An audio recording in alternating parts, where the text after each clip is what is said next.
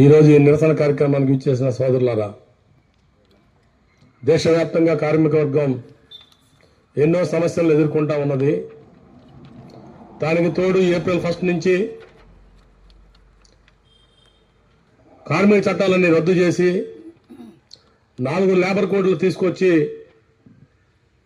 మిమ్మల్ని ఉద్ధరిస్తాం, మీకు బ్రహ్మాండమైన జీతాలు ఇస్తాం,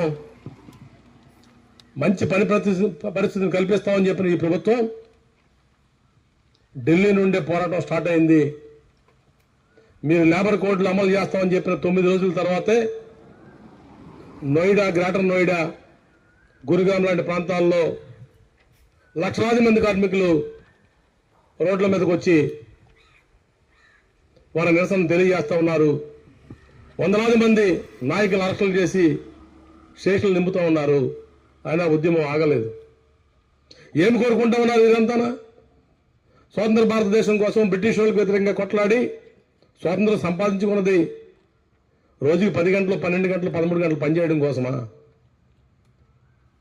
8 గంటలు పని దినాలు సాధించుకుంటే లేబర్ కోడ్ల పేరు చెప్పి ఈరోజు 12 గంటలు, 13 గంటలు పని చేయించుకుంటూ వేతనాలు పెంచుతామని చెప్పి లేబర్ కోడ్లో చెబుతూ 10,000, 12,000 ఇచ్చి 10 గంటలు, 12 గంటలు పని చేయమంటే పని పరిస్థితులు ఏంటి?